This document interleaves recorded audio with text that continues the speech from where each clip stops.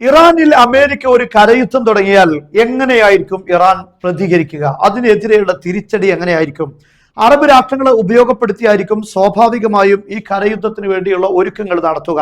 ആ രാഷ്ട്രങ്ങളോട് ഇറാൻ എങ്ങനെ പ്രതികരിക്കും എന്നതാണ് മിഡിൽ ഈസ്റ്റിൽ ഈ കരയുദ്ധത്തോടു കൂടെ സംഭവിക്കാൻ പോകുന്ന മാറ്റങ്ങൾ എന്താണ് എന്നാണ് നമ്മൾ ഈ വീഡിയോയിൽ പറയുന്നത്. അമേരിക്കയുടെ 18 A-10 യുദ്ധവിമാനങ്ങളാണ് ഇപ്പോൾ മിഡിൽ ഈസ്റ്റിലേക്ക് അയച്ചിരിക്കുന്നത്. ഈ യുദ്ധവിമാനങ്ങൾ കരയുദ്ധത്തിന് വേണ്ടി മാത്രം തയ്യാറാക്കിയതാണ്. അതുകൊണ്ട് അത്തരത്തിലുള്ള ഒരു നീക്കം ആസന്നമാണ് എന്നാണ് ഇതെല്ലാം സൂചിപ്പിച്ചുകൊണ്ടിരിക്കുന്നത്. അമേരിക്ക ഇപ്പോൾ മിഡിൽ ഈസ്റ്റിലേക്ക് കരയുദ്ധത്തിന് വേണ്ടി സൈനികരെയും അതുപോലെ സംവിധാനങ്ങളും എത്തിച്ചുകൊണ്ടിരിക്കുകയാണ്. ഈ മാപ്പിൽ നിങ്ങൾക്ക് കാണാൻ സാധിക്കും, ഇതാണ് ഇറാൻ നേരെ ഒരു കരയുദ്ധം നടന്നു കഴിഞ്ഞാൽ എന്താണ് സംഭവിക്കുക എന്നത് നമുക്കിവിടെ പരിശോധിക്കാം. ഇറാൻ നിയന്ത്രിച്ചുകൊണ്ടിരിക്കുന്ന എല്ലാ പ്രോക്സികളും ഈ യുദ്ധത്തിൽ ഇറങ്ങുമെന്നതിൽ സംശയമില്ല. നമുക്കറിയാം, ഇറാഖിലുള്ള റെസിസ്റ്റന്റ് ഗ്രൂപ്പുകളുണ്ട്. ഈ ഗ്രൂപ്പുകൾ നേരെ കുവൈത്തിന് നേരെ ആക്രമണം നടത്തും. കാരണം അവിടെ അതിർത്തി പങ്കിടുന്ന രാഷ്ട്രമാണ് കുവൈത്ത്. അതുകൊണ്ട് കുവൈത്തിനെ നന്നായി കൈകാര്യം ചെയ്യുന്നത് ഇവിടെയുള്ള ഇറാനെ സപ്പോർട്ട് ചെയ്യുന്ന റെസിസ്റ്റന്റ് ഗ്രൂപ്പുകളായിരിക്കും. അതേസമയം സൗദി അറേബ്യക്ക് നേരെ ഹൂത്തികളും ശക്തമായ ആക്രമണങ്ങൾ നടത്തും. ഇതാണ് ഈ കരയുദ്ധം ആരംഭിച്ചു കഴിഞ്ഞാൽ നടക്കാൻ പോകുന്ന കാര്യം. മാത്രമല്ല, ഇറാൻ UAE-ക്കെതിരെയും അതേപോലെ തന്നെ ബഹ്റൈന് നേരെയും ഇറാൻ ആക്രമണം നടത്തും. യുണൈറ്റഡ് അറബ് എമിറേറ്റ്സിനെയും അതുപോലെ ബഹ്റൈനെയും, ഈ 2 രാഷ്ട്രങ്ങളെയും ഇറാൻ കൈകാര്യം ചെയ്യും. അതേസമയത്ത് ലെബനാനിൽ നിന്നും അതുപോലെ തന്നെ ഇറാനിൽ നിന്നുമുള്ള വ്യോമാക്രമണങ്ങൾ ഇസ്രായേലിന് നേരെ ഉണ്ടാവും.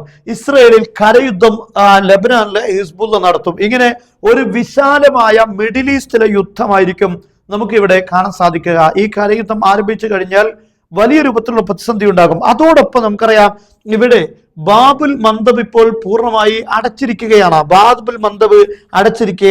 ഇറാന്റെ ശക്തമായ നിയന്ത്രണത്തിലാണ് ഈ ബാബുൽ മന്ദബ് ഉള്ളത്. എന്നാൽ നമുക്കറിയാം, ഇവിടെ ഹോർമുസ് കടലിടുക്ക് പൂർണ്ണമായും ഇറാൻ അടച്ചിരിക്കുകയാണ്. ഈ ഭാഗം പൂർണ്ണമായി പേർഷ്യൻ കടൽ ഇപ്പോൾ ഇറാന്റെ നിയന്ത്രണത്തിലാണ് ഉള്ളത് എന്നത് നമുക്കറിയാം. അതുകൊണ്ടാണ് ട്രംപ് എല്ലാവരും ഓടി വരൂ, ഈ ഹോർമുസ് കടലിടുക്ക് തുറക്കാൻ വേണ്ടി എന്നൊക്കെ പറയുന്നത്. എന്നാൽ ഈ കരയുദ്ധം ആരംഭിക്കുന്നതിനോട് കൂടെ ട്രംപിന്റെ നിലവിളികൾ ലോകത്ത് രണ്ടാമതും സാക്ഷിയാകാൻ പോവുകയാണ്. കാരണം ഈ യുദ്ധം ആരംഭിച്ചു കഴിഞ്ഞാൽ ഹൂത്തികൾ ബാബുൽ മന്ദബ്, ഏറ്റവും പ്രധാനപ്പെട്ട 2 സ്ട്രൈറ്റുകളാണ്, 2 കടലിടുക്കുകളാണ്. നമുക്കറിയാം, ഹോർമുസ് കടലിടുക്ക് അതുപോലെ ബാബുൽ മന്ദബ്. ഈ കരയുദ്ധം തുടങ്ങിയാൽ തീർച്ചയായും ബാബുൽ മന്ദബ് അടക്കപ്പെടും.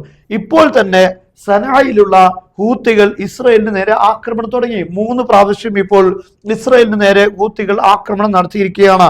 പക്ഷെ ഇപ്പോൾ നിലവിൽ Bab el Mandeb, strait of Mandeb അടച്ചിട്ടില്ല.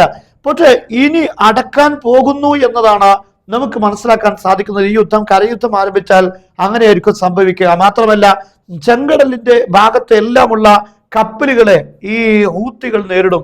അതേസമയത്ത് പേർഷ്യൻ കടൽ ഭാഗത്തുള്ള എല്ലാ കപ്പലുകളെയും ഇറാനും നേരിടും. ഇങ്ങനെ ഒരു വിശാലമായ യുദ്ധമായിരിക്കും ഈ ഒരു സാഹചര്യത്തിൽ നമുക്ക് കാണാൻ സാധിക്കുക. ഇങ്ങനെയുള്ള ഒരു വിശാലമായ വ്യാപകമായ മിഡിൽ ഈസ്റ്റിൽ ആകമാനം പടർന്നിരിക്കുന്ന ഒരു യുദ്ധമായിരിക്കും അമേരിക്ക ഇറാന് നേരെ ഒരു കരയുദ്ധത്തിന് വേണ്ടി ഒരുങ്ങിയാൽ സംഭവിക്കുന്നത്.